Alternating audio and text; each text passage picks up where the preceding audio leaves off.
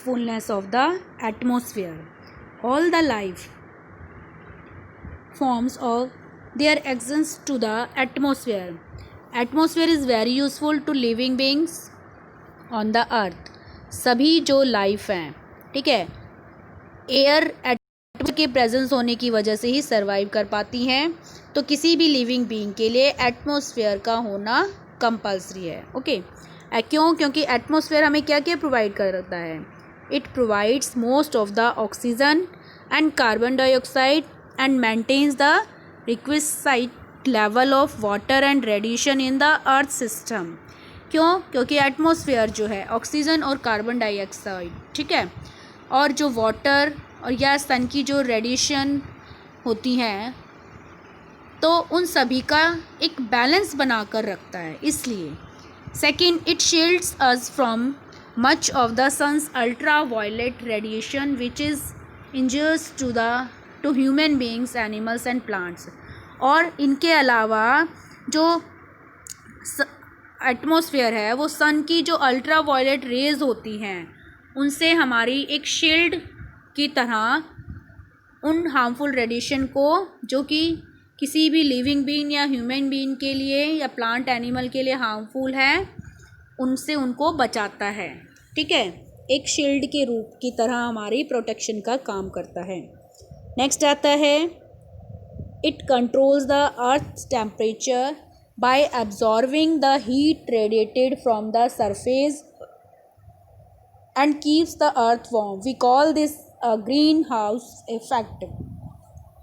देखिए, अगर एटमॉस्फेयर ना हो, मान लीजिए ये हमारी अर्थ के चारों तरफ ये एक थिन लेयर एटमॉस्फेयर की, और ये है सन. ठीक है, अगर सपोज कीजिए बेटा ये एटमॉस्फेयर ना हो तो सन की जो रेज हैं, अब तो ये डायरेक्ट ना पड़कर एटमॉस्फेयर को कट करके और क्रॉस करके, पहले मतलब एटमॉस्फेयर पर पड़ती हैं, उसके बाद अर्थ पर आती हैं. अगर तो इसीलिए ये एटमॉस्फेयर जो है बैलेंस कर देता है, या जो हार्मफुल रेज होती हैं उन्हें अर्थ तक पहुंचने से रोक देता है. ठीक है, अगर सपोज कीजिए ये एटमॉस्फेयर होना तो डायरेक्ट पड़ेंगी. अब डायरेक्ट पड़ेंगी तो अर्थ का जो टेम्परेचर है वो बढ़ जाएगा. ठीक है, और ज़्यादा हीट वो ऑब्जर्व नहीं, एक लिमिट तक तो हीट ऑब्जर्व कर पाएगा ना. तो अब एटमॉस्फेयर जो है हीट, ज़्यादा हीट होती है उसको एब्जॉर्व कर लेता है और एक बैलेंस बना देता है अर्थ तक जो टेम्परेचर पहुंचता है, जिसकी वजह से टेम्परेचर इतना ज़्यादा हाई नहीं हो पाता. ठीक है, from the surface and keeps the earth warm. ठीक है, सरफेस, अर्थ की जो सरफेस है उस पर टेम्परेचर को एक नॉर्मल बना देता है.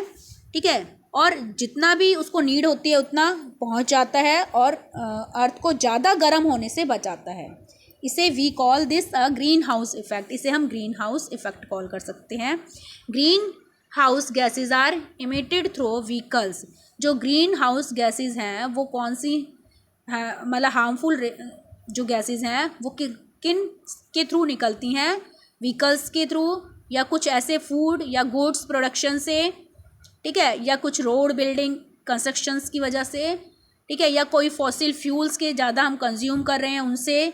ये ग्रीन हाउस गैसेस, मतलब ये जो पॉल्यूशन धुआं निकलता है, इससे ये ग्रीन हाउस इफेक्ट होता है. ठीक है, नेक्स्ट आता है, it also acts as a barrier protecting the earth from the meteors which can cause a lot of damage on the earth. अब देखिए, ये अर्थ पर ये मान लो हमारी अर्थ, इसके चारों तरफ हो गया एटमॉस्फेयर. अब आकाश से आने वाली जो भी, स्काई से आने वाली जो भी, अब हमने जैसा कि पढ़ा था फर्स्ट चैप्टर में, जो सन हमारा 6th में भी हमने पढ़ा था सोलर फैमिली के बारे में, उसमें जो भी एस्ट्रॉइड्स होते हैं, मीटरॉइड्स होते हैं. ठीक है, अब उनमें से कुछ मीटरॉइड्स जो हैं अर्थ पर आते हैं. और देखिए ये जो एटमॉस्फेयर है, अब एक तो ये मीटरॉइड्स डायरेक्टली अर्थ पर पड़े, और इनको एक बैरियर का काम, इनको रोकने का काम जो एटमॉस्फेयर करे. तो जब एटमॉस्फेयर इनको एक बैरियर का काम, मतलब एक ब्रेकर का काम करता है इनको रोकने का। एक तो ये स्पीड से आकर यहाँ गिरें अर्थ पर डायरेक्टली तो ज़्यादा डैमेज होगा। अब ये इसको यहाँ रोक लेता है और इतने वो फोर्स के साथ वहाँ नहीं पहुँच पाते जितना फोर्स से वो एकदम से डायरेक्ट अगर एटमॉस्फेयर ना हो तो पहुँचे।